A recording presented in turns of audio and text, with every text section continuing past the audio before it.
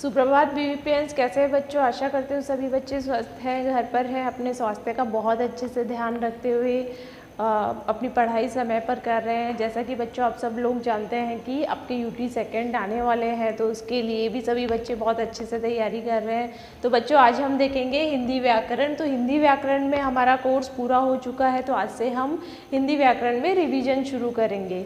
तो आज हम देखेंगे पाठ 1।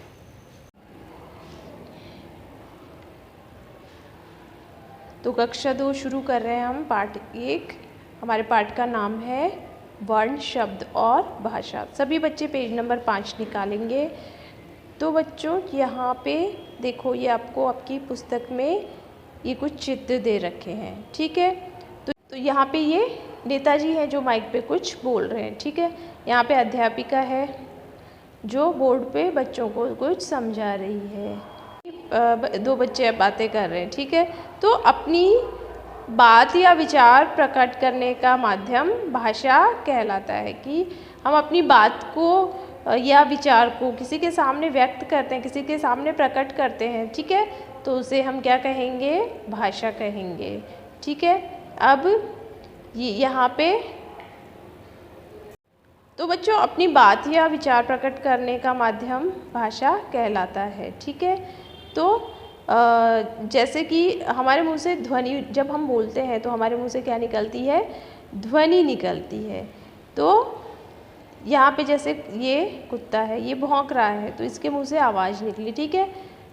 ये यहाँ पे पक्षी है, अगर ये कुछ बोल रहा है तब भी आवाज़ सुनाई देती है हमें कुछ। और यहाँ पे ये एक बच्चा है जो रो रहा है, ठीक है। तो ये सभी मुख से निकली ध्वनियाँ हैं। क्या है? ये ध्वनि निकली, इसे हम क्या कहेंगे? ध्वनि कहेंगे, ठीक है।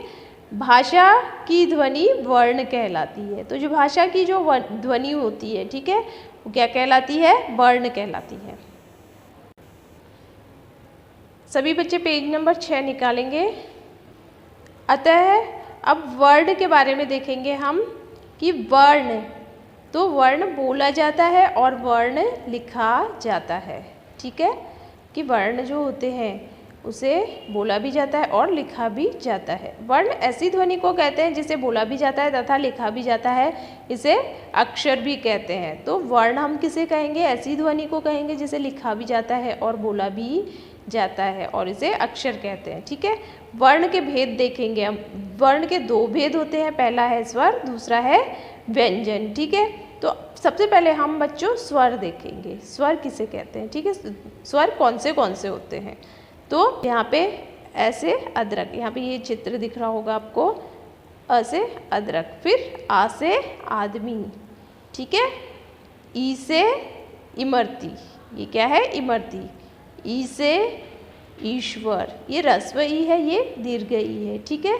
तो ये ई से इमरती और ई से ईश्वर। फिर ऊ, उदय, ये ह्रस्व ऊ है, अब है दीर्घ ऊ से ऊन। फिर ऋषि, ए से एड़ी, आई से ऐनक, ओ से ओखली, औ से औजार। फिर अंग, अंग से अंजीर, ए के ऊपर बिंदी लगी हुई है ना, इसे हम बोलेंगे अंग। तो अ से अंग से अंजीर, ठीक है। अब यह स्वर अनुस्वार कहलाता है। ये जो अंग है इसे हम क्या कहेंगे? अनुस्वार कहेंगे, ठीक है।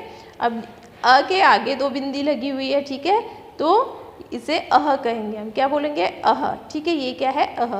तो इसे विसर्ग कहेंगे। ये जो 2 बिंदी आपको यहाँ पे दिख रही है बच्चों, इसे क्या कहेंगे? इसे विसर्ग कहेंगे, ठीक है। इसका प्रयोग संस्कृत से आए शब्दों में होता है। तो ये जो विसर्ग है इसका प्रयोग कहाँ पे होता है? संस्कृत से आए शब्दों में इस विसर्ग का प्रयोग होता है। जैसे प्रातः है, फिर दुख, इस तरह से विसर्ग का प्रयोग किया जाता है। तो अ, आ, ई, ह्रस्व ई, दीर्घ ई, ह्रस्व ऊ, दीर्घ ऊ, ए, आई, ओ, औ। हिंदी में इन 10 स्वरों का प्रयोग अधिक होता है। री का प्रयोग संस्कृत से आए शब्दों में किया जाता है। तो ये जो स्वर हैं इनका प्रयोग हिंदी भाषा में सबसे ज़्यादा किया जाता है। फिर जो री है इसका प्रयोग संस्कृत से आए शब्दों में किया जाता है, ठीक है। अब आगे है स्वर व उच्चारण। कुछ स्वरों को बोलने में कम समय लगता है तो कुछ को अधिक। तो कुछ स्वर ऐसे होते हैं जिनको बोलने में कम स्वर लगता है और कुछ स्वर ऐसे होते हैं जिनको बोलने में अधिक समय लगता है। तो अ, ह्रस्व ई, ह्रस्व उ, इनको बोलने में कम समय लगता है। फिर